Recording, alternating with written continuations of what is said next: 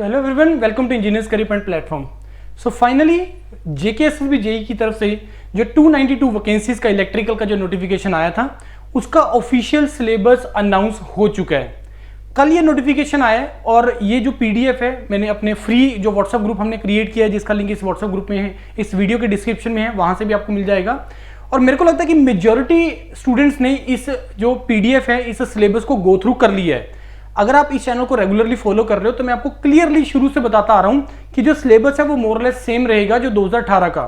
Students ने मेरे को बहुत क्वेरीज भी किया था कि सर अगर सिलेबस चेंज हो जाता है तो क्या आप वो कंटेंट कवर करेंगे। मेरा आंसर यस था, लेकिन सिलेबस चेंज नहीं हुआ है। वही 8 के 8 जो टॉपिक हैं वो इसमें आपको प्रोवाइडेड हैं, वही 120 क्वेश्चंस रहेंगे।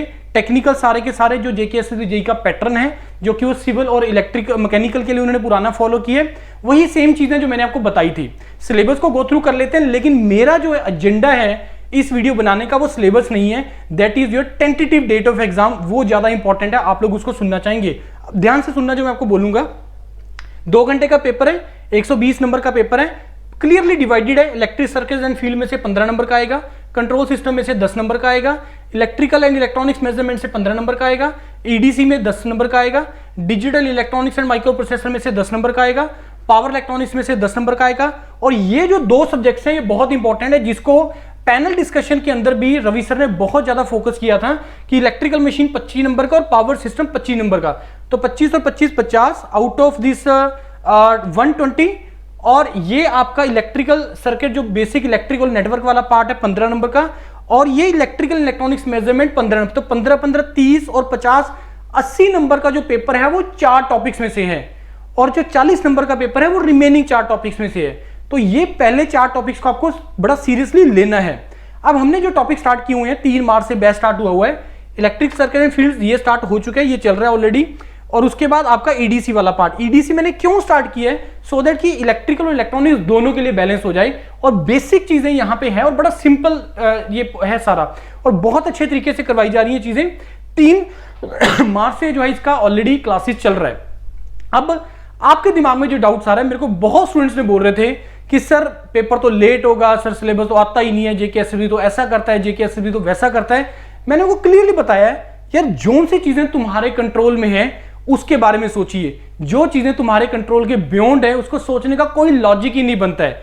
लेकिन हमें स्ट्रेटेजी, कुछ फूल प्रूफ स्ट्रेटेजी, एक पोका योक होता है मैकेनिकल के अंदर, इंडस्ट्री के अंदर एक पोका योक होती है जिसको फूल प्रूफ बोलते हैं। एक एग्जांपल लेके चलता हूं छोटी सी, कि जैसे आप लोग पेन ड्राइव यूज करते हैं। अब पेन ड्राइव जब आप यूएसबी पोर्ट में इंसर्ट करते हैं तो वो एक ही साइड पे इंसर्ट होती है, तो उसमें गलती होने के चांस, उल्टे डलने के चांस जो है वो कम हो जाते हैं। ये पोका योक है, अगर कोई मैकेनिकल इंजीनियर मेरी इस चीज को सुन रहा है वो अंडरस्टैंड कर लेगा। तो इसको फूल प्रूफ स्ट्रेटेजी, फूल प्रूफ मतलब कि गलती होने के चांसेस मिनिमाइज हो जाएं, इसको पोका योग बोलते हैं। अब इस केस में क्या है हमारे लिए strategy? Strategy is very simple, मैंने तुम्हें बताया। पहले ये 4 टॉपिक बहुत अच्छे तरीके से ढंग से करने हैं, पहला स्टेप।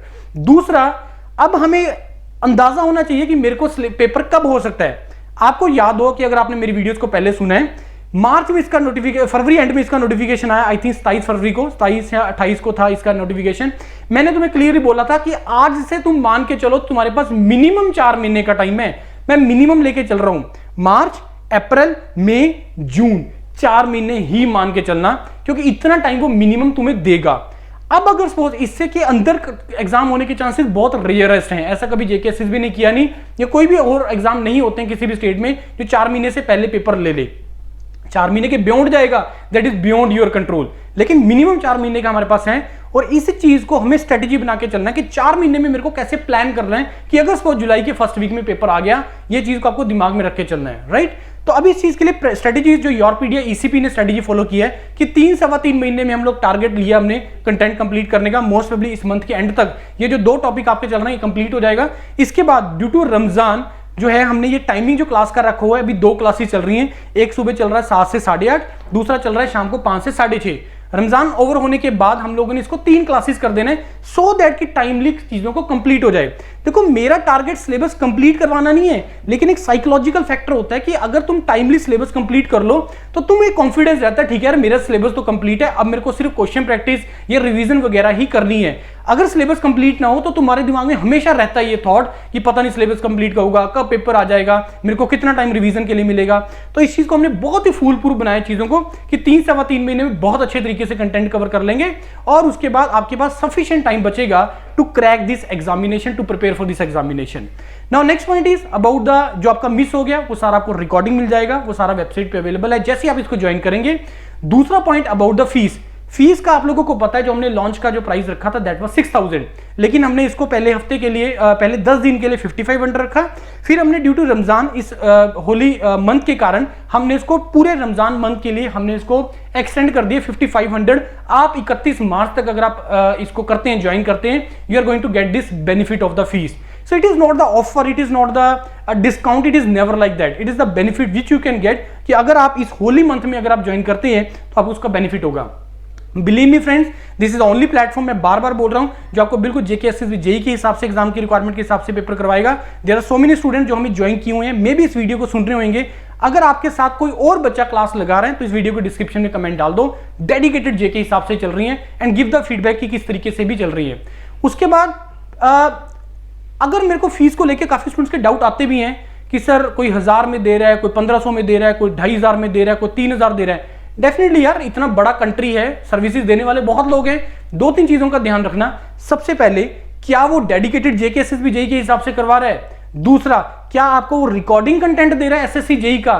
तीसरा, क्या उसने क्लास मर्ज कर दी है बाकियों के साथ, जो कि 99% केसेस में आपको यही होगा। चौथा, कि इस एग्जाम की रिक्वायरमेंट को कौन समझता है, किसने इस एग्जाम में जेके एसएसबी के लिए प्रीवियस एक्सपीरियंस है। योरपीडिया ने पता नहीं कितना सिलेक्शन दिया है जेके के अंदर सिविल और मैकेनिकल के स्टूडेंट्स का, और चाहे वो जेके पीएससी एई है, चाहे वो जेके पीएससी जेई है, hundreds of selection we have given. So कोई ऐसे डाउट नहीं है, कोई पॉइंट नहीं है। आप लोग ज्वाइन करो, पैसा मत देखो, वर्थ देखो, दैट मैटर्स। वर्थ मैटर करती है, कितना अमाउंट है वो मैटर नहीं करता। इसमें से 18% will also go to the government as GST. Right everyone, join करो, क्लासेस स्टार्ट कर लो, प्रिपरेशन स्टार्ट कर लो। मे बी अगले 2-4-5 दिन के अंदर आपको नए सब्जेक्ट्स भी स्टार्ट हो जाएंगे, तो वहां से आपका बिल्कुल अच्छे से हो जाएगा स्टार्ट, मतलब आप बिल्कुल जीरो से स्टार्ट कर लेंगे। और उसके बाद ये जो मिस हो गया आपका रिकॉर्डिंग मिल देंगे। उसके बाद एक और मैं अनाउंस कर रहा हूं कि अगर सपोज आपको लगता है कि अगर सपोज पेपर एक्सटेंड हुआ तो ये जो 2 सब्जेक्ट्स जो आपके कवर हो गए हैं, अगर आप चाहोगे, अगर आप मेरे को बोलोगे कि सर इसको एंड में रिपीट करवा दोगे, yes we can do that. लेकिन मैं आपको सजेशन ये दूंगा कि इसको अभी कंप्लीट कर लेना, क्योंकि एग्जाम का पता नहीं है कि अगर suppose first week of July में हो गया देन आप लोगों को टाइम नहीं बचेगा। Right everyone, thank you and all the best to all of you.